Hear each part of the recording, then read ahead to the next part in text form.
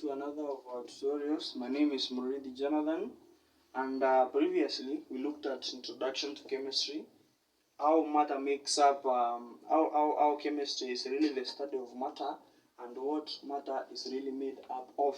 Remember, matter is made up of particles like atoms, and atoms are specific depending on the element. After that introduction, we looked at what are elements, definition of an element, the actual definition of an element, and maybe after the definition, we went ahead to look at the actual representation of elements according to chemistry. Remember, we use symbols to represent most of the elements that are there, or all of the elements that are there. And symbols, we said these are used to represent, or something that is used to represent the actual element. And the symbols mostly will be in form of a single letter or two letters. Remember, symbols, if it is a single letter, it will be all capital, and if there are two letters, one will be capital, the first one will be a capital letter, while the second one will be a small letter. Now, gradually, from around the 19th century, elements were continuously being discovered.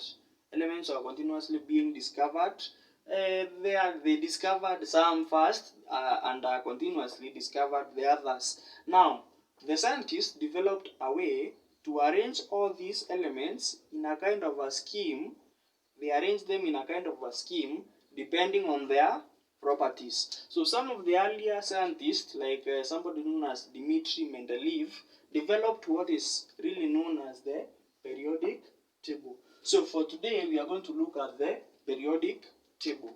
We look at the periodic table and see what it is. So when you arrange, when Mendeleev arranged the elements depending on their properties, and Mendeleev in those times arranged the elements according to their atomic masses, So when he arranged them according to their atomic masses, he developed the first kind of structure that used to represent what is known as the periodic table.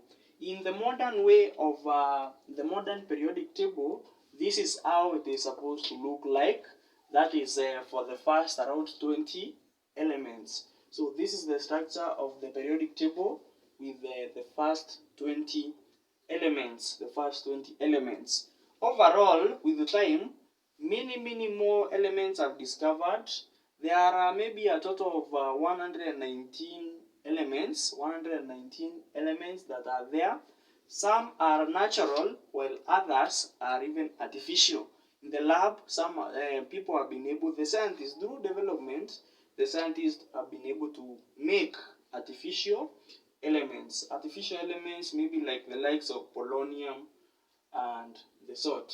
Now, when you look at our periodic table, that is at this level, it comprises of 20 elements.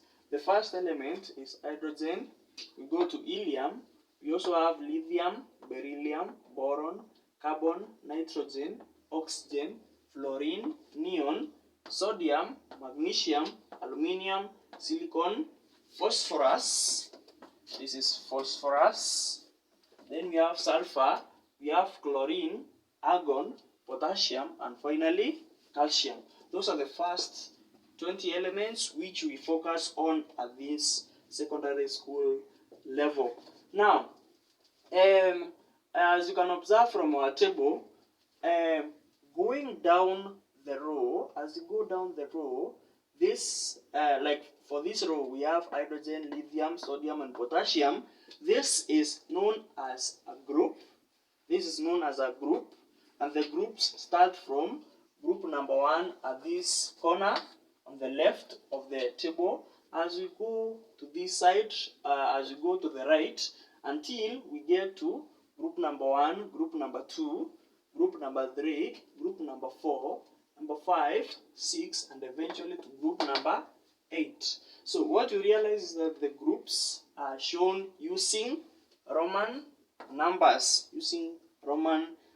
The groups are represented using Roman numbers. So if you are to be asked, like, which are the members of group number 7, then you will come and get your number 7 and say that fluorine and chlorine are the first two elements in group number 7.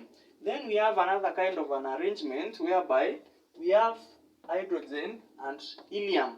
Then we have lithium, beryllium, boron, carbon, nitrogen, oxygen, fluorine, and neon.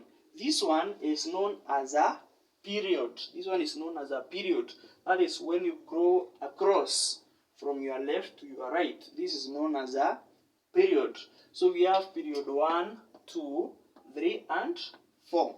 Those are the 4 periods that are in the first 20 elements. So those are the 4 periods. When you look at them, they are represented using the normal numbers. You don't have to use the Roman numbers. So what you realize is that this arrangement is not just spontaneous. It is not spontaneous arrangement, but the arrangement is according to the properties.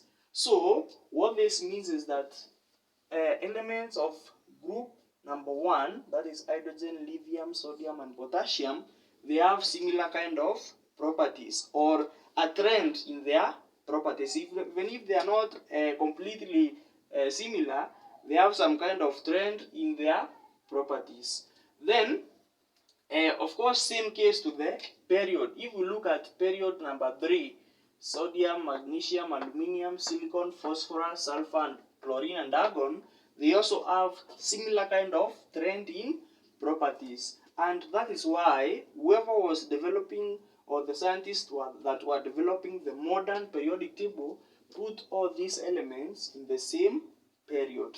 So going down is a group. When you go across, that is a period.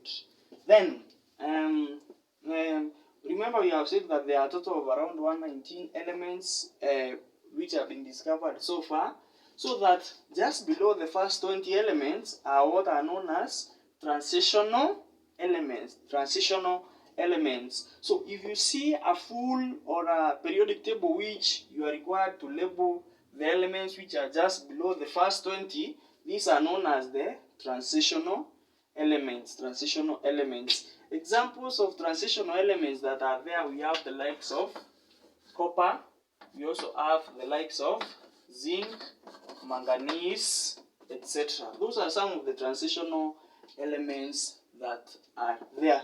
So really it is important you note about all the elements, the first 20 elements of the periodic table.